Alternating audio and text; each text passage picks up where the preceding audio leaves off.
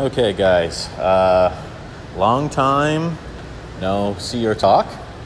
It's been a while since I uploaded a video, but I figured as good as things are going now, I might as well throw one up and make it official for anyone that doesn't already know or doesn't follow me on Instagram. I am prepping for September 5th, 2020, the Cobourg Naturals, where in 2017 I took the lightweight class, and looking to hopefully repeat that, and if I can muster up an overall or something better, even better, right? So I'm going to take you through a back workout right now. This was done on May 1st. So I guess I'm on my 8th week here out of a 12-week training block. I train these movements twice a week. I've been starting my workouts off with dumbbell pullovers, and it's just a movement that I feel greatly benefits the lats from a visual aspect in the front double bicep and the front lat spread, which is where I kind of found my specific need for lat development. So anytime that I set up a training block, I make them no less than 8 weeks, but generally it's 10, 12, 14, 16 weeks. And it's movements that I haven't sort of capped out on in progress at a certain rep range. Now that could be 5 sets of 5, that could be 10 sets of 2, that could be 3 sets of 20. But for this particular training block, all of my track movements are 3 sets of in between 8 and 12 reps. So here with the dumbbell pullovers that worked up, our top set today is 95 pounds. The 2 previous sets were 90, and we're doing 10 reps. Then we move on to one arm dumbbell rows, which is kind of like what I would personally call my own bread and butter movement for back development. And with all these movements, I mean, there's the age-old debate of, like, do you sacrifice weight for perfect form, or do you sacrifice perfect form for weight? What I try to do in every movement is I try to get if someone was marking me, I'd get a B+ or an A-. And if that works, then great, I'll progress by 5 pounds or the smallest weight increment from week to week. So here again, this time it's 3 sets of 9, 8, 8 with 110 pounds, 110 pounds, 120 pounds. And it's not picture perfect. It's not exactly what you would see in a textbook, but I'm initiating the movement with my lat the entire time. What I'm primarily trying to think of here is elbow drive, initiating the movement with the lat, trying to row the back dumbbell head to the front of my hip, and making sure that whenever I get my elbow drive as far as it can go, that I'm really squeezing my scapula together. Like I'm trying to pull my shoulder blade on the working arm straight to the midline of my back. So you can see, like, my shoulders are going to pop up a little bit. There's a little bit of torso or a back extension there. And that's exactly, what I was talking about, where you sacrifice a little bit of form sometimes to make sure that you can get the most poundage. And regardless of the sort of debate, heavy weight stimulates muscle growth, and that's a fact. So it's not like, one analogy I use is you could, carry around a 200-pound toolbox all day, and it might not spark much muscle growth, but using the efficient movement pattern with heavy weight will stimulate muscle growth. So yeah, I could drop down to 100 pounds or 95 or 90 and get picture perfect reps here. But to, first of all, how I like to train, and to what I feel is most beneficial for me, because I need all the muscle I can get being a natural bodybuilder, this is the choice that I make. So 3 sets of 8 to 12 here. And at this point too in prep, it's not like I'm too, what I'm most concerned with now, I'm still above 18 weeks out, is I want to hold on to all of my muscle that I've accrued in the past 2 years of an off season. I did intend on doing nationals in 2019, and I did prep for it for about 4 weeks.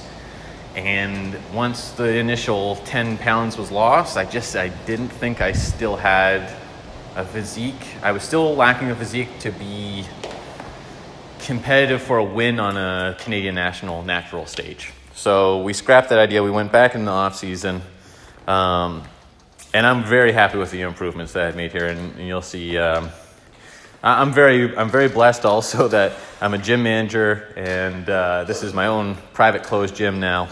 And you know, if things get too hot in here, I just rip the tarp off and just keep going. But next movement is pull-ups. What I'm trying to do here is go completely shoulder width. I want my upper arms totally vertical at a full stretch position, and again, it's just elbow drive. That's all I'm working on. I'm trying to drive my elbows to my hips. I'm trying not to use too much extraneous movement. 3 sets of 10 there with some added weight, I think up to 25 pounds. Next movement is seated cable rows. This is another sort of bread and butter movement that I deem necessary for my physique where it needs development. So we're talking lower lats, lat thickness, and you can see the improvements in my back here. Like the most important thing for me the next probably 10 weeks of prep is to hold on to all that accrued muscle. And there's like a stark difference, at least in my back development. I know my whole upper body needed a little bit of tissue, but after my first show, after Cobourg in 2017, which was my first show, the judges' feedback was, get to working on that back, get to work on your shoulders. So I did make some improvements to my back to when I did nationals the following year, and I ended up taking 4th, and it was a really tough class. And I was I was ecstatic with 4th place, without a doubt. But this past off season, it's been all upper body. My legs are going to grow by looking at a squat rack. I don't know what it is, but it's a blessing and a curse. But anyways, with the seated cable rows, we work up to 185 pounds, and it was 3 sets of 12. Next movement is a lat pull down. So, I mean, obviously with programming, it's pretty simple, right? So what you can see that I'm doing here is it's kind of a vertical plane movement minus the dumbbell pullovers, which is something that I just deem most necessary, and then a horizontal plane movement. And with the lat pull downs, we work up to 187.5. This is 3 sets of 8. And I really want to preach that whenever you're doing lat pull downs, try to use your whole lat. So I see a lot of people, it becomes this swinging, momentous, elbow flinging movement where at a contracted state or the end of concentric phase, your elbows are being pulled back like a horizontal high row. That's not how I execute this movement. You can see from this angle, my whole lat's being used here. So try to stay as vertical as possible. You want to keep that bar as close to your body as possible as well. Drive your elbows straight down to the front of your hip. Squeeze your shoulder blades at the end of concentric phase. On the eccentric, whenever that bar is way up in the air, you want to be totally vertical throughout your back. And I even dip my shoulders ahead and my chin down to make sure I get a full stretch in my lat. And then that way also from the end of the eccentric phase, I have to initiate the movement with my lat. So again, it kind of it's down to that debate where is it perfect form with a little bit less weight, or is it the most weight possible with picture perfect form? Again, what I'm trying to do here is I'm trying to get an A- or a B+, and if I do that, awesome.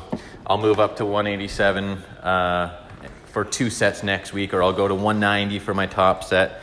So this is a movement I actually just started doing a few months ago. This is only the 2nd time I've had it in a training block, and I actually really like it. It's an inverted row, and I actually do these from a dead stop, so I can focus on the concentric phase here, which is I'm trying to contract my middle back here.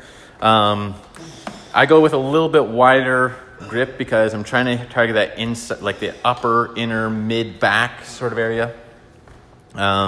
It's a little bit hard to master, like just to jump in if you've never done these before and just master a technique on them. But you kind of want your legs probably 95% straight, just a little bit of knee flexion, dig your heels into the ground. You want to be rowing to the bottom part of your chest if you're trying to hit middle back like I am. Yeah, but you could change it up. You could row straight to your neck for upper back. You could row to your bottom rib for a little bit more lower lat. But this is a movement that, as the workout goes on, I'm not able to handle, so much poundage. Still something I can get a really good contraction on, and at eight reps, you feel a pump from it no matter what. So I mentioned I was going to try and make the lightweight limit, and I'm known for conditioning, if nothing else, maybe quad development, but I got to pull 22 and some pounds off of this, it's absolutely doable. And I don't turn any of the lights on in the gym here because I don't really give a crap about that whenever I'm training alone. I don't even really like setting up the camera to do this sort of thing, but I figured I might as well document something, just so people that aren't prepping, or they don't have a gym to use, or they don't have home gym equipment, they can live sort of vicariously through me. And yeah, so 176. I'm at roughly 10 or 11% body fat right now. I'm Casper the Ghost skin color, so it's a little bit tough to see. Obviously, I need to get out in the sun a little bit more, but usually I just use a tanning bed, and those are not available right now. Anyways, next movement we're doing is reverse grip pull-ups. A little bit more lower lat target here, a little bit more lower lat focus, but still same idea as the standard grip pull-ups, where I'm just working on elbow drive. I'm trying to contract my whole lat here. At the top of the movement, I'm trying to pin my shoulder blades together. And I'm trying, at this point, to kind of keep an active range of motion. You can see like some sets at rep 7 or rep 8, I just go for a dead hang, and that's just because I'm totally exhausted at this point. If you train your back efficiently, I feel like back is just as exhausting as legs, and maybe it's just a little bit different for me since I have such strong legs, and back has primarily been a weak point for me. But yeah, we're working on 3 sets of 8 here. Again, about 25 pounds of added weight. And just keep hammering out the movements, making sure that we're doing it with good controlled form, but also using as much weight as we can now with our 7th exercise into the workout. And after that, all we did was barbell drag curls to finish, 3 sets of 8. Top set was 65 pounds. And other than that, we're just keeping this train rolling. Like I mentioned, I'm 176 point some pounds at 10 or 11% body fat. I plan on keeping my carbs very high for a very long time, something I haven't really tried, but I also haven't had a prep where I was this far out, this lean.